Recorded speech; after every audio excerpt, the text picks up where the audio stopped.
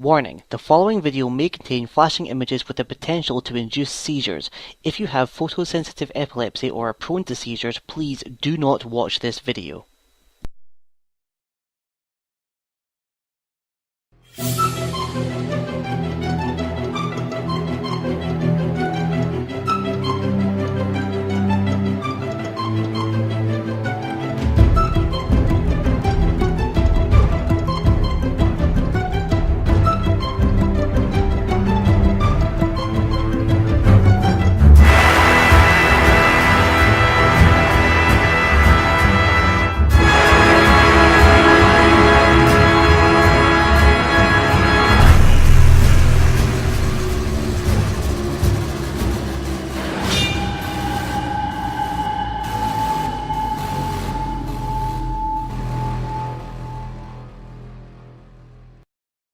Hello everyone, Misfit here from the Co-op guys with another little series. This one I'm doing purely for fun, as they all are. I don't know why I said that. But I wonder if you can guess what game we're playing if you haven't read the title of the video just yet. But this is a game that it's an oldie, but it's a personal favourite of mine, and it's one of the Final Fantasy series. There we go. Final Fantasy VIII to be precise, which is a little different from other Final Fantasies, but I will get into that later. It's still one of my personal favourites, purely because I think it has quite an engaging story to it. And it was one of the main things I had in my childhood when I discovered gaming, really. Final Fantasy was one of the big games that really kind of gripped me into all that. Just like my first ever first-person shooter was the likes of Half-Life, and my first real-time strategy game was like Total Annihilation, followed by StarCraft. Oh no, actually before that it was Command & Conquer Red Alert. Amazing the things that you can just skip over like that.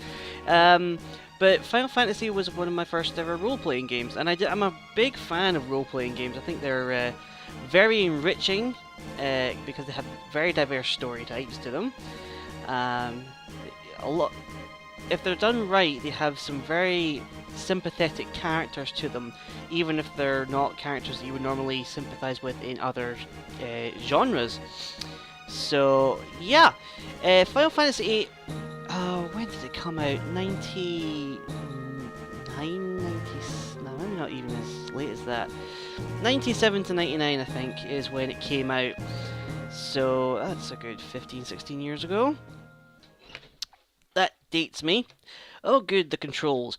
I'm playing this on the PC, and the whole reason why I'm playing this now is that it recently just got released on Steam, and I was like, oh, that's amazing. I later found out that it's actually a port of the already existing PC version of the game, but still, it's on Steam and it was cheap, and I was like, yep, okay, I'm getting it. So I'm playing it, and these are the keyboard controls, and I don't even know what some of them on the right are. Rotation, we'll find out later on. I don't actually have a controller, and I really wish I had one for playing this game, but a friend of mine is actually he said he would lend me his controller so I can play this game with a controller, but I can't wait any longer. I'm gonna pick it up from a later date, so I'm gonna try with the keyboard. Here we go. Into the game. So yeah, I'm gonna try with the keyboard for now, and I'll switch to the controller later. But I did have a little shot of this with the keyboard, and I'm not a fan of the keyboard controls.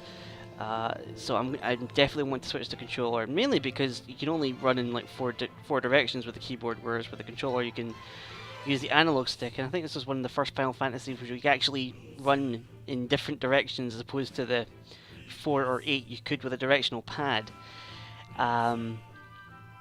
Yeah, so Final Fantasy VIII, this playthrough, I'm not going to be doing like a speed run or a challenge or a low-level challenge, because I know that's quite popular with some Final Fantasies, particularly was it Final Fantasy IX and VII, where you can get quite far in the game by being pretty low level. And in fact, my friend who is loaning me the controller, he's actually got quite far into Final Fantasy IX doing that, where he basically stayed at the lowest level he could and survived to like more than halfway through the game at least. Probably got pretty far. But I'm not going to be doing anything like that. And some might actually question why you would even do something like that in Final Fantasy VIII, considering that it's been deemed to be. Oh, that was, by the way. Sorry, I should just add.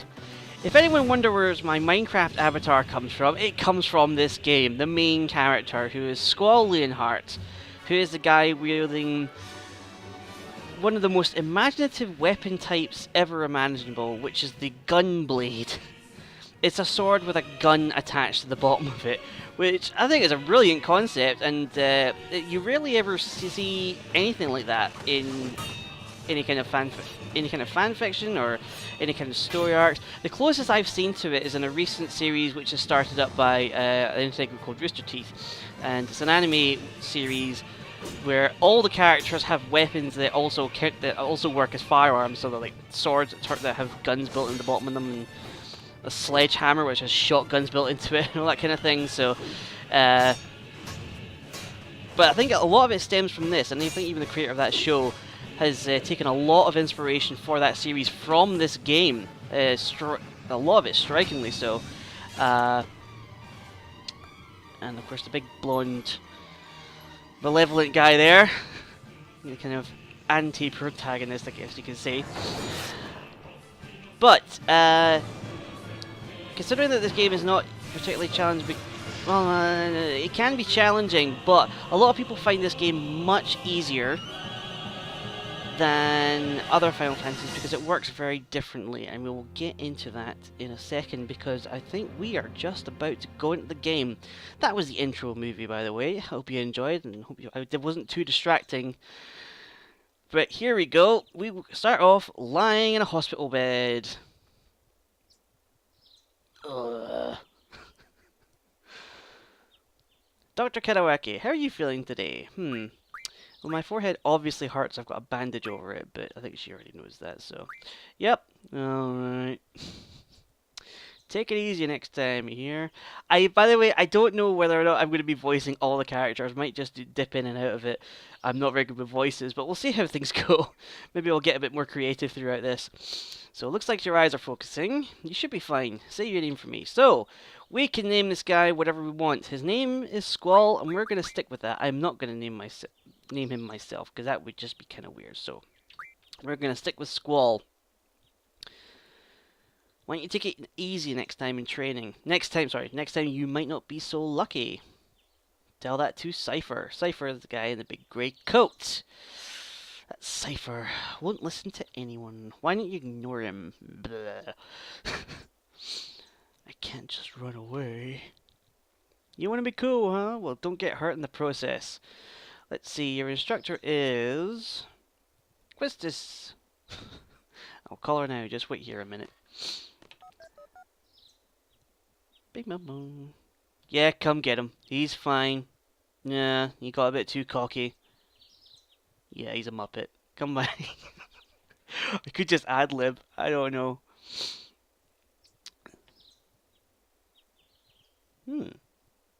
Mysterious girl.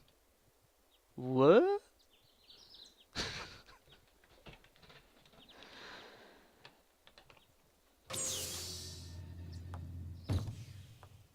And here is the local bookworm.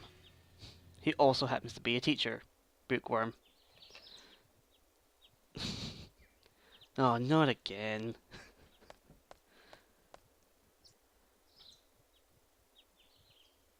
I knew it'd be one of you young hooligans, even though I'm only 2 years older than the rest of you, which is kind of bizarre. Today's the field exam! Lovely field exam. Okay. Now I'm finally in control. Something on your mind? Not really. Freaky. What's so funny? Funny? No, it's not that. I'm just happy. Oh yeah, I actually kind of forgot what I was to explain. Uh, what I'm going to be doing with this playthrough. Well, Final Fantasy VIII is a little different from other Final Fantasies in the fact that most other Final Fantasies they use not materia. I was going to say materia. Oh, hang on. We're going to get a look at our new home at the beginning of Final Fantasy while I walk off camera. So, hello all. Welcome to Balam Garden, which looks bizarre, but it's a pretty cool place. Who doesn't want a big, massive halo above their base? And we don't want to be late for class. Good thing the teacher walked us in.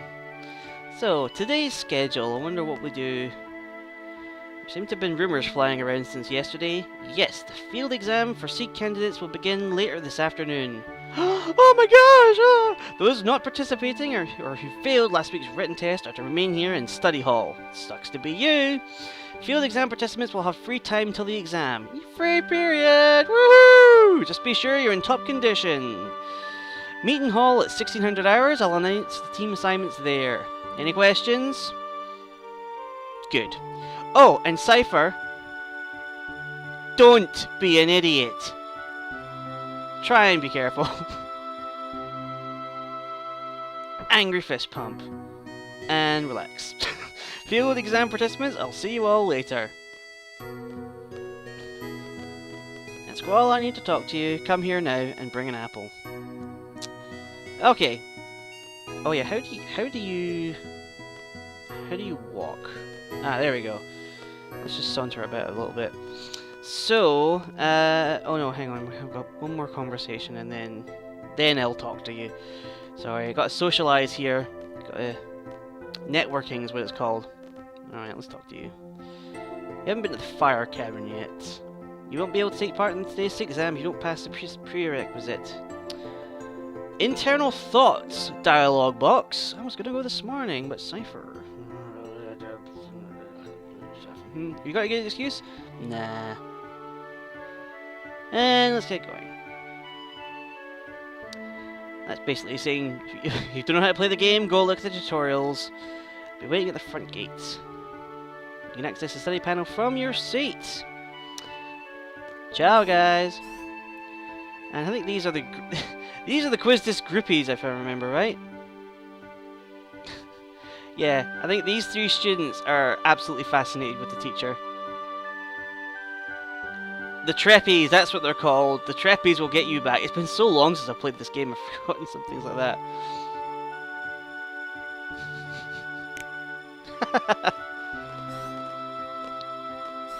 Oh, that guy needs to get a life. So, what I want to try and do with this game, the way this game works differently from other Final Fantasy. Oh yeah, I can go that way. Is that in other Final Fantasies, your magic is controlled by points.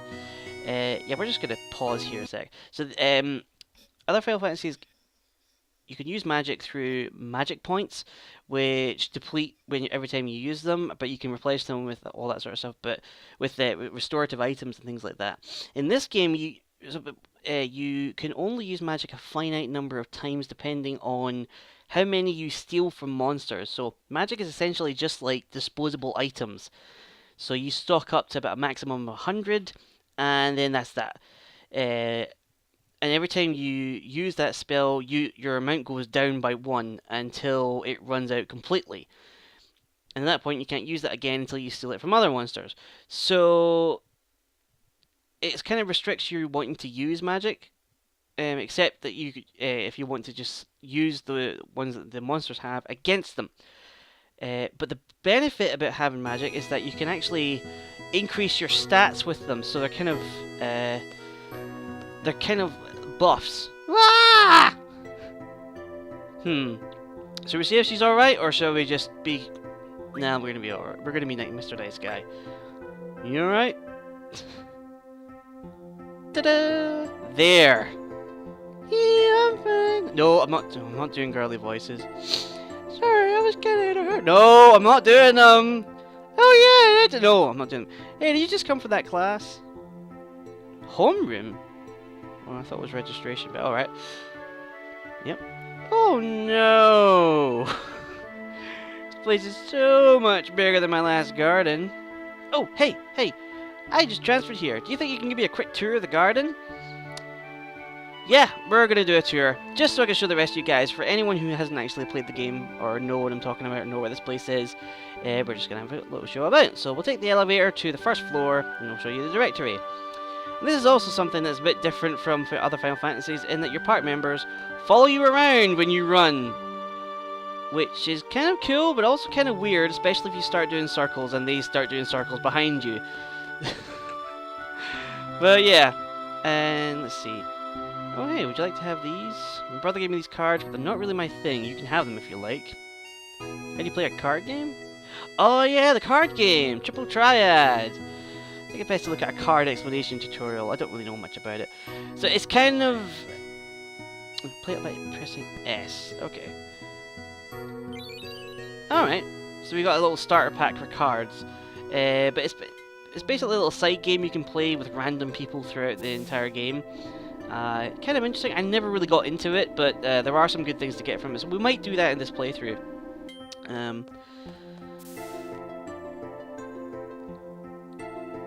There's a directory, so we're going to have a look around the garden. But, excuse me. So while Squall is explaining to this mysterious girl, this transfer student from another garden, Garden is the name of the place if you don't get it, I'll explain what I want to accomplish with this playthrough. One of the things that kind of made this game easy is that when you encounter a monster with a new kind of spell, they have...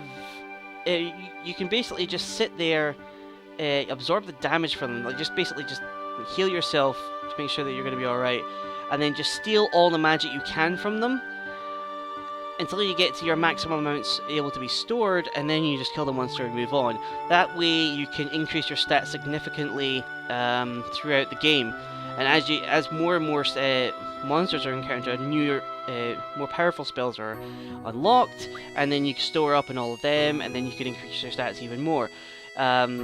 So that's how people can find this game easy. So in order to kind of balance that out, I've kind of set a couple of rules for this playthrough. So the first one is that whenever I get into a fight with monsters, each of my characters are only allowed one draw and one draw only, and they can only draw from one monster at a time. So it's not like if I'm fighting 4 monsters, they're not allowed to draw 4 times, one from each monster. They are only going to be able to do that once in that battle, and that is it. So that way the accumulating magic will take a lot longer, and it will take longer for my stats to increase as a result. So it should be a bit more balanced. Also, if anyone's curious, the PC version of this game does have something called Magic Booster. So like your standard spells like healing magic, fire, thunder, wind, and all that kind of stuff.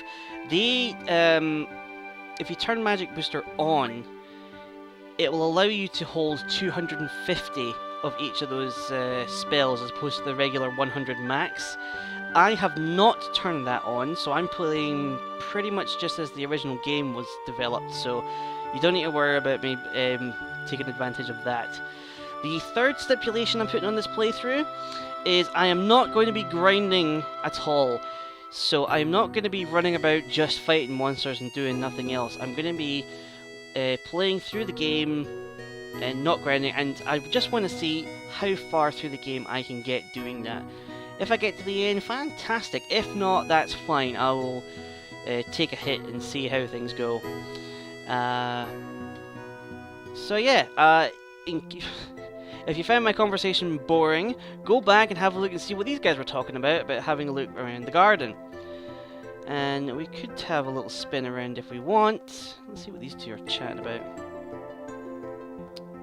Oh, thank you for letting me know.